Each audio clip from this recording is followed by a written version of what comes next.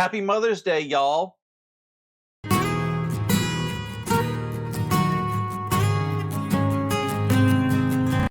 I may have lost my mom a couple years ago, but that's no reason to not celebrate. Hi, and welcome to Quilt Meets World, where we have adventures in piecing and joy. I'm Russ. Come on into my sewing room. I'm going to take a quick detour right now to wish my mom a happy Mother's Day.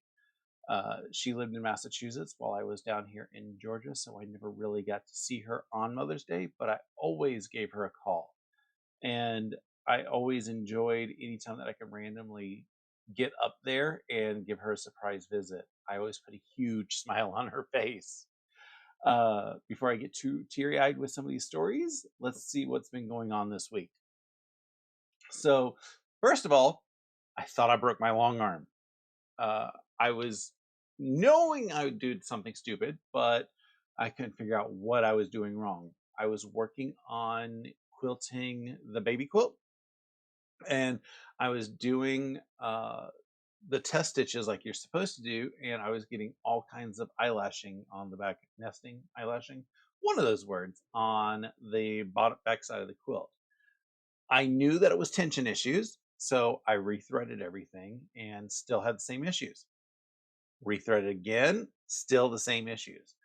So after I did it that third time, I gave up because I was getting tired. It was getting late. And you don't want to debug things when you are tired, especially, things that have needles that go. Uh, I ended up watching some videos to figure out what I did wrong because I had to be doing something stupid. And everything said the same thing: tension issues. And it was a little late to get a massage therapist out here to my long arm. So I was like, okay, yeah, whatever. And then finally, one video told me the one thing that I was missing. So long arms aren't like our domestic machines that we have here. The tension rods, discs, the tension discs in there, you have to pull the thread in there to make sure make sure it gets fully locked in there. Your machine here, when you have the needle up, the tension discs release, and that doesn't happen on long arms. So once I gave a little bit of a tug into the tension discs, everything worked beautifully. So I put that into my notes of silly things that I will sometimes miss while I'm working on the long arm. So I did get the baby quilted once the tension was fixed and everything. I made two minor mistakes. One of them is actually, no, three minor mistakes. One of them was I ran out of bobbin. I don't think I would have run out of bobbin if I had not had all the tension issue test stitches that I did, but I did. I managed to recover with that because, it's not something that I've done before, but I faked it. The second issue that I had was when I was advancing the quilt, I forgot to release the advance button, drag button. That's what it's called, drag. Luckily, I was able to get the position back exactly or as close to exactly as I could to where it was. So won't be able to see that in here. The third thing is I have a little bit of an issue with basting that I'm still working on. I had a minor little bow at the bottom of the quilt.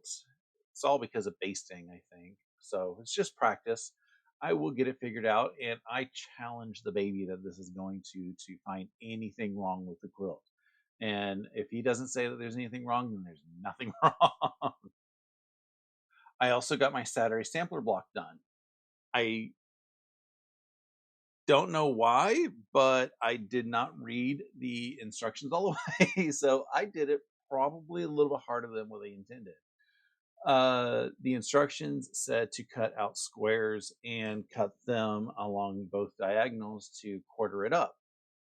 What I ended up doing was taking the rough cut pieces that I already was given, and I made half square triangles out of them and then I placed them side to side and made the quarter square triangles that way. I guess it's a little bit old school with that, but hey, it didn't matter. I got it just as perfect as if I had done it the other way. I do think that doing it, the cutting it in quarters, is a little bit less annoying because you don't get to see or you don't have to worry about making sure that your half square triangles are butted exactly in the center so that you get a perfect point in the center of the quarter square triangle. I did manage to get my half square triangles to line up uh, very well. If you look, you can see all my center points are pretty good. So I am very happy with that. Uh, but, you know, we've only got a couple more blocks of this, and we'll figure out what the finishing is going to be. And now for something completely different.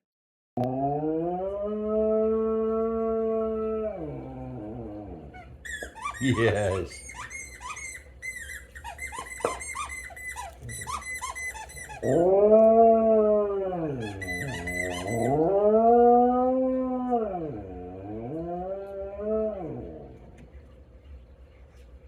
She is just so adorable.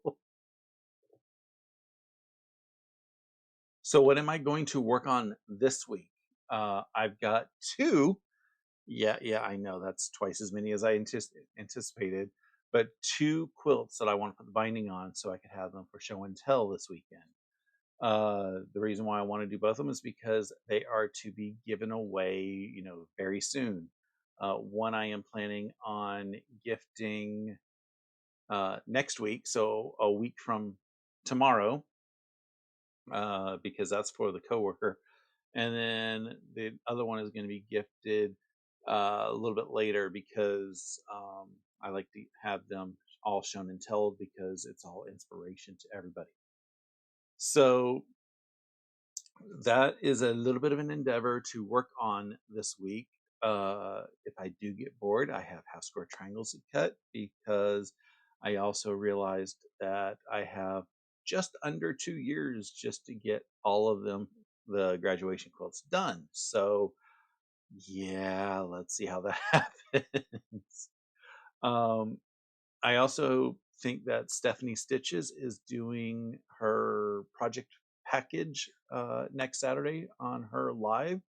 So I may work on that as well during her live, but that's after Saturday Sampler. So I can figure out what I'm going to work on then.